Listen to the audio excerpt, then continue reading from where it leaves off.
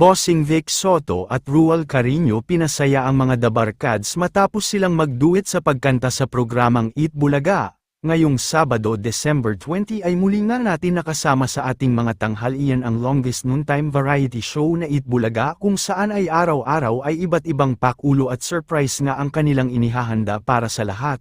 Ngayong araw ay napanood nga natin ang pinaka-inaabangan na duet performance ni Bossing Vic Soto at Ruel Carino kung saan ay naghandog sila ng iba't ibang awitin para sa mga Dabarkads.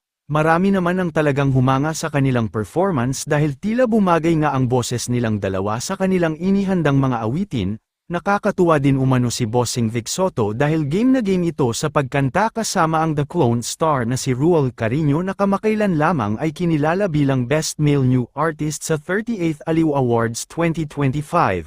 Samantala, narito panoorin ang buong video mula sa duet performance ni Bossing at Ruel Carino.